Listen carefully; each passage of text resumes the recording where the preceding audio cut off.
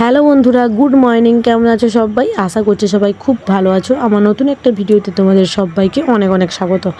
সবার সুস্থতা কামনা করে আবার একটা ফ্রেশ ব্লগ তোমাদের সঙ্গে ভাগ করে নেব। এখন কিন্তু বেজে গেছে প্রায় 11:45 মতো। আর দেখতেই পাচ্ছ একদম সাজুগুজু করে রেডি হয়ে গেছি। শুধু আমি নয়, ওইদিকে আমার কাকিমা আছে, তোমাদের দাদাভাই, আমি, আরও অনেকেই আছে। সবাই মিলে যাব। কিন্তু আমাদের এখানে বাড়ির পাশে পুজো হচ্ছে। বাড়ির পাশে বলাটা ভুল হবে, বাড়ি থেকে প্রায় 1 ঘন্টার মতো রাস্তা হবে, বা তার থেকে একটু বেশিও রাস্তা হতে পারে। ওখানেই পুজো হবে, যাচ্ছি। আর এদিকটাতে দেখো আমার ছোট্ট পুচকি বোন একদম সাজগোজ করে বসে গেছে। আর একজন এই যে দেখো কলের ওপরে বসেছে। আর এদিকটাতে ভাই আর তোমাদের দাদাভাই এই যে জল খাচ্ছে। মা তো বেরিয়ে পড়েছে, কাকিমা তো আলতা পড়ছে, তোমাদের তো আগেই দেখিয়েছিলাম। সবাই মিলে কিন্তু যাব। আর আমার মেজো কাকুর মেয়ে ছেলে ওরা সবাই কিন্তু টোটোতে চলে গেছে। তো মেজো কাকুর মেয়ে মানে যে আমার বাড়িতে পড়তে আছে, তোমরা তো দেখেছো, ওর কিন্তু মানসিক ছিল। ওখানে মাথার চুল দেবে আর কিন্তু পুতুল দেবে। ওখানে যে পুজোটা হয় না, পুতুল দিয়েই পুজোটা হয়। মানে যে যত মানসিক করে তো ওখানে পুতুলের মানসিক করে, তো পুতুল দিয়েই পুজোটা হয়। আর কিন্তু ডালা দেওয়া হয়। তো চলো, পুরো ভিডিওটা দেখলে অবশ্যই বুঝতে পারবে। আশা করছি ভিডিওটা তোমাদের অবশ্যই ভালো লাগবে।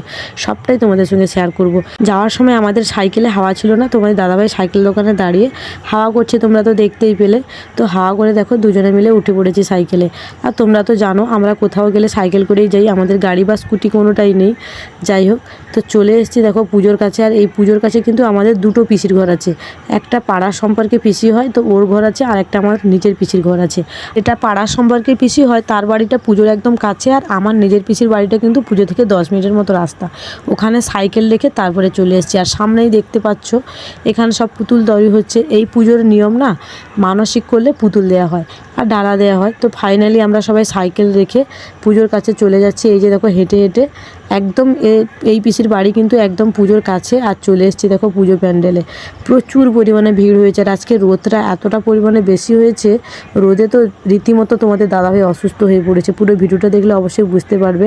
আর দেখো অনেকে মায়ের কাছে মানসিক করেছিল দণ্ডি কাটবে বলে, তো অনেকে দেখো দণ্ডিও কাটছে। আমরা এটাকে দণ্ডি বলি, তোমরা কে কী বলো আমি তো জানি না। আমরা যেহেতু দণ্ডি বলি তাই বললাম। যাই হোক, আর আজকে তো প্রচুর পরিমাণে ভিড়, এই যে তোমরা দেখে বুঝতে পারছো। আর রোদটাও প্রচুর পরিমাণে। আর আমরা এখানে কিন্তু আস্তে আস্তে প্রায় আমাদের 12টা মতো বেজে গেছিলো। আর এসে পিসির বাড়িতে সাইকেল রেখে অনেকটা দেরি হয়ে গেছিলো, প্রায় 10 থেকে 15 মিনিট মতো ওখানে দেরি হয়ে গেছিলো। তারপরে কিন্তু সোজা চলে এসেছিলাম পুজোর কাছে, কারণ আমরাও যেহেতু ভোগটা দেবো তার জন্যই কিন্তু চলে এসেছি। ডালা কিন্তু আমার মেজো কাকিমা দেবে, আর আমার মেজো কাকিমার মেয়ের চুল দেওয়া হবে। আগেই তো তোমাদের বললাম। আর আমি আর মা কিন্তু ভোগ দেবো। মা মাখা ভোগ কিনে নিয়ে এসছে, আর আমি এখান থেকেই হাঁড়ি ভোগ কিনে নিয়ে ভোগ দেবো। তোমাদের দাদাভাই দেখো তো দোকানে চলে এসে এই যে হাঁড়ি ভোগ কিনছে। আর আমি বলছিলাম একটা কলা নিতে, এখানে না ঠাকুরকে কলা বেঁধে মানসিক করা হয়। তো আমি মানসিক করবো বলে এই যে দেখো তোমার দাদাভাইকে একটা কলা নিয়ে আসতে বলছিলাম, তো কলাও নিয়ে চলে এসছে। তার জন্য দেখো কলা বানছি। এখানে না কলা বেঁধে মানসিক করার পরে যদি কারোর মানসিক সফল হয় তাহলে কিন্তু পুতুল দিয়ে ডালা দিয়ে এইভাবেই ভোগ দিয়ে যায়। আমি কিন্তু এর আগেও অনেকবার এই পুজোতে এসেছি। আমার বাবু যখন পেটে ছিল তখনও কিন্তু আমি মানসিক করেছিলাম, তখন অবশ্য কলা বাঁধিনি, তো দূর থেকে মানসিক করেছিলাম। বাবু হওয়ার পরে কিন্তু এসে পুতুল দিয়ে ডালা দিয়ে চলে গেছি। তখন তো আর ভিডিও করতাম না, তার জন্যই তোমাদের সঙ্গে শেয়ার করিনি। যাই হোক, এখন যেহেতু এলাম তাই তোমাদের সঙ্গে শেয়ার করে দিলাম। আমি কিন্তু এখানে ভোগ না রেডি হয়ে গেছি। আর তোমাদের দাদাভাই তো এখন থেকে অসুস্থ হয়ে গেছে, দেখে বুঝতে পারছো মুখ চোখ। তো ওখানে দাঁড়িয়ে আছে, মন্দিরে আসেনি প্রচুর পরিমাণে ভিড়ের জন্য। আর রোদও এতটা পরিমাণে পড়েছে, হাঁটতেও চাইছিল না। ও আর ভাই করে এক জায়গায় দাঁড়িয়ে আছে, আমি আর মা করে চলে এসেছি। আর আমি কিন্তু কলাটার সঙ্গে পয়সা বাঁধিনি, তার জন্য মা দেখতেই পাচ্ছ পয়সা বেঁধে দিল। আর এই যে দেখো মনসা মাকে। আর এই মনসা মা জানো তো খুব জাগ্রত।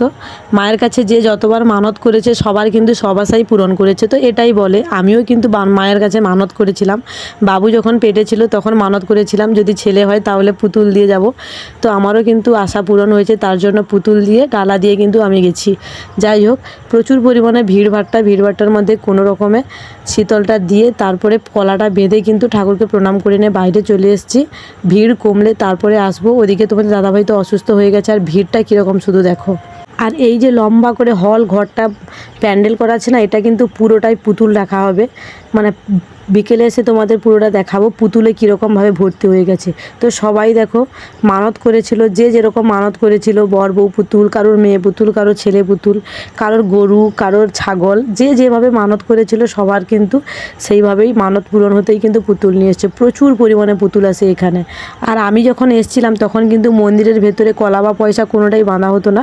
মন্দিরের পেছনে একটা গাছ ছিল, ওখানেই বাঁধা হতো। যাই হোক, কোনো রকমে ওখানে কলা বেঁধে আর পয়সা বেঁধে ঠাকুরকে প্রণাম করে নিয়ে বাইরে চলে এসেছি। এসে দেখছি তোমাদের দাদাভাই তো অবস্থা খারাপ। আমি আর মা বাবু করে পুজো দিয়ে যাওয়ার পরে কিন্তু ওরা একটা শশা কিনছিল, শশা সবাই মিলে খাচ্ছিলাম। তারপরে দেখো ফুচকা দোকানে এসেছি, তো ফুচকাও খাচ্ছিলাম। ফুচকা খাওয়া দাওয়ার পরে কিন্তু লস্যি দোকানে লস্যি খেতে ঢুকছি, তখন দেখছি তোমাদের দাদাভাই কিন্তু আরও বেশি অসুস্থ হয়ে পড়ছে, একদম দাঁড়াতেই পারছে না। তো কোনো রকমে ওকে পিসির বাড়িতে নিয়ে চলে এসেছি।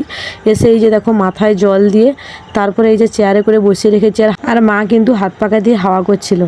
যাই হোক, তোমাদের দাদাভাই কিন্তু সচরাচর এতটা অসুস্থ হয়ে পড়ে না। আজকে এতটা পরিমাণে রোদ আর এত গরম পড়েছে, আর ওখানে তো প্রচুর পরিমাণে ভিড়, তোমরা তো দেখতেই পেলে। আর হয়তো তোমাদের আমি কতটা তুলে ধরতে পেরেছি আমি জানি না, তবে সত্যি বলছি প্রচুর ভিড়, তার জন্যই কিন্তু এতটা অসুস্থ হয়ে গেছে। তো ওখানে পিসির বাড়ি থেকে কিন্তু আমার নিজের পিসির বাড়িতে চলে এসেছিলাম। ওটা তো আমার পাড়ার একজন সম্পর্কে পিসি, তোমাদের আগেই বললাম। তো ওখান থেকে কিন্তু সোজা চলে এসেছিলাম আমার নিজের পিসির বাড়িতে। এখানে এসে খাওয়া দাওয়া করার পরে একটু সময় পাখার কাছে বসার পরে কিন্তু তোমার দাদাভাই একটু সুস্থ হয়ে গেছিলো। আর আমার দেখতেই পেলে কাকুর মেয়ে তো একদম ন্যাড়া হয়ে গেছে, আর আমার সমস্ত বোনেরাও এসছে। সেজো কাকুর মেয়ে, ছোটো কাকুর মেয়ে, ছোটো কাকিমা, মেজো কাকিমা, মেজো কাকু সবাই এসছে, শুধু সেজো কাকিমা আসেনি, আমার মাও এসছে। তো ওখানে কিন্তু দুপুরে খাওয়া দাওয়া করার পরে একটু সময় বসার পরে তোমার দাদাভাই বললো চলো মন্দির থেকে ঘুরে আসি। মন্দিরে তো ঘোরা হয়নি, আমি অসুস্থ বলে চলে এসেছিলাম। পুজোটা দিয়ে লস্যি খেতে ঢুকছিলাম, তারপরে তো তোমার দাদাভাই অসুস্থ হয়ে গেলো, তোমরা তো দেখলে।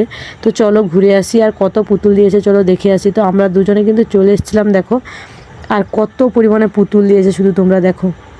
পুরো এত বড় যে লম্বা ঘরটা ছিল তোমাদের তো দেখিয়েছিলাম, এটা পুরো একদম ভর্তি হয়ে গেছে, দেখতে পাচ্ছ কত যে পুতুল দিয়েছে। যে যেরকম মানত করেছে সে সেই রকম পুতুল দিয়েছে। আর সবাই না মায়ের কাছে যত মানত করে সবাই কিন্তু সব আশা পূরণ হয়, সবাই বলে। আমাদের যেহেতু কাছাকাছি বাড়ি তার জন্য শুনি, আর আমাদের পিসির বাড়িও কাছে, তো তার জন্য কিন্তু খুব ভালোভাবে বুঝতে পারি। আমিও মানত করেছিলাম, পূরণ হয়েছে। আর কত শীতল পড়েছে দেখো, আর কতজন তো কলা আর পয়সা বেঁধেছে সেটাও দেখলে। আর পুরো মাকে দেখো।